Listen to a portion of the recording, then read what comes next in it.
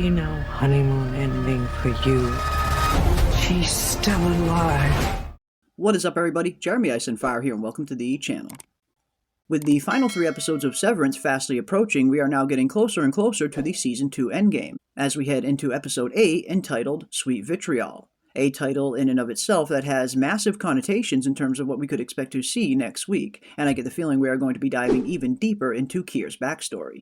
And taking a look at the limited preview that we have of Episode 8, it looks like Miss Cobel is finally set to make her grand return to the show. After all, it has been quite a few episodes since we have last seen Miss Cobel, with her fleeing away in utter terror from Helena during her last appearance. And based on the Episode 8 trailer, it looks like she is going to be returning with a vengeance. And speaking of the episode title, being Sweet Vitriol, which of course is a nickname for diethyl ether, I get the feeling we are probably going to be diving even deeper into some of Kier's backstory, and potentially learning a little bit more about his origins at the Ether Factory, with perhaps us getting an even closer look at the love story between Kier and Imogen. In Season 1, we did learn that Kier and his dearly beloved met while he was working in the Ether Factory, and we even have a painting depicting their very first meeting, which depicts Kier stirring a giant vat of ether with Imogen walking up to him, which could be very fitting as Sweet Vitriol is specifically referring to diethyl ether, a compound that alchemists used to make by mixing ether with sulfuric acid, which would go on to have many different uses throughout the ages, like a solvent, a form of fuel, and even a method of anesthesia.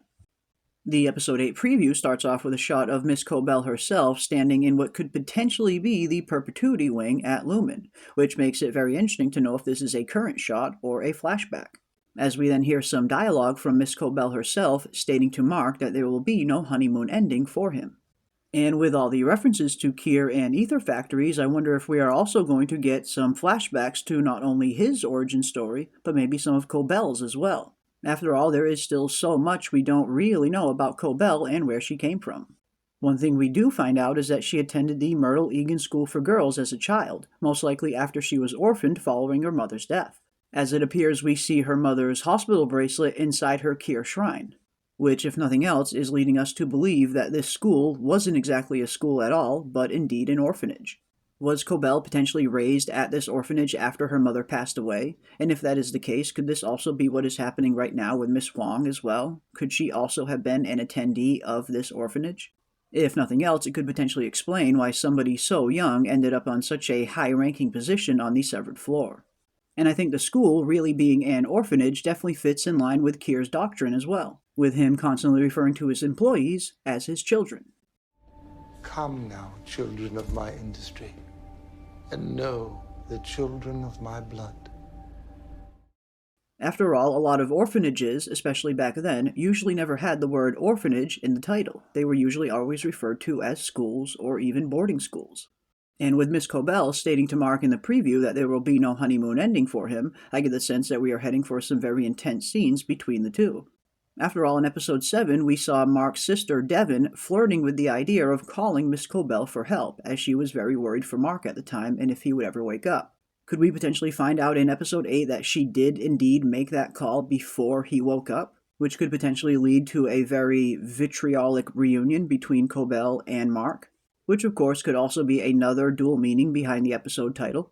And if Devon did indeed contact Miss Cobel and she does know about his reintegration, maybe this is why she is referring to him not having a honeymoon ending. After all, Miss Cobel is one of the few out there that know that Mark and his Innie are in love with 2 different women. Could this potentially be an attempt by Miss Cobel to manipulate Mark into him thinking that he is going to lose one or even both of these loves, which of course would be anything but a honeymoon ending for him? And with Miss Cobel returning now of all times, as Mark is getting closer and closer to full reintegration, I imagine he's going to have a plethora of new memories from Innie Mark for him to be bitter about, which of course will only be compounded by Outie Mark's negative memories with Miss Cobel as well. So if nothing else, we could be heading for the mother of all Severance reunions. Why did you do this? What is this all about? Do you know something about Gemma? But next, the Episode 8 preview continues to get even weirder, as we apparently see Cobel in what appears to be some kind of underground structure, looking at something that is giving her quite an interesting reaction, as she appears to be traveling in some sort of hidden underground tunnel. a tunnel that does appear to come across a little bit more like a man-made structure than your average cave. As we hear another interesting piece of dialogue from Miss Cobel stating rather nervously that he's still alive. But what exactly is she referring to here in this scene? Who exactly is still alive, and what is she searching for in this underground tunnel? And where even is she to begin with? If she is not, of course, at Lumon in the Perpetuity Wing, which would be a little bit unlikely given her current circumstances with the company, then maybe she did indeed go back to the school itself. She could perhaps be searching for something in the school's basement, or potentially even in an underground tunnel beneath the school. But what or who she's searching for remains to be seen. Could she potentially be talking about Kier himself being still alive? Is Lumon potentially keeping a part of his consciousness alive all of these years in hopes of transferring it into another body at some point? And if so, could that potentially be what the codename branch transfer is ultimately referring to? Could this branch transfer program be one of the final steps in resurrecting Kier himself? After all, many Severance fans do believe that this is the ultimate endgame for Lumon, to return Kier to the land of the living. And with the episode 8 synopsis being very short but very interesting, stating discoveries are made, you start to wonder what big discoveries do we have to look forward to. After all, a big enough discovery that would fit that bill would certainly be finding out that there's a portion of Kier that has been alive all these years. And then, of course, there is the story of Mark himself and what kind of side effects he will be enduring after waking up from his coma-like state. After all, we did see Ragabi perform another experimental procedure on Mark by flooding his chip in hopes of speeding up the reintegration process, which did seem to have dire consequences. Just how exactly is this going to ultimately affect the full reintegration of Mark, and could this end up harming the process instead of speeding it up? Could Mark potentially be dealing with a severed psyche as well as a severed personality now? And with us entering the final 3 episodes of the season, I get the feeling we're going to start to see a few different storylines begin to converge. After all, we still need to see how things will ultimately play out between Dylan and his Audie's wife. A story I get a feeling is not going to have a happy ending either, considering we are most likely heading closer and closer towards Dylan being forced to make a choice between her and his coworkers. And then, of course, we still have the massive tangled web that is Bert, Irving, and Field's storyline as well. And with episode 6 starting to paint Bert in a much more suspicious light, one begins to wonder if this is also going to have an unhappy ending. After all, Drummond showing up to search Irving's apartment at the exact same time he was at Bert's during the dinner is no coincidence in my opinion, especially coupled with the detail of how Bert potentially could have been working for Lumon for over 20 years, when Severance has only been around for 12. We also have Helly and Helena's storyline that will most likely continue to play out as well.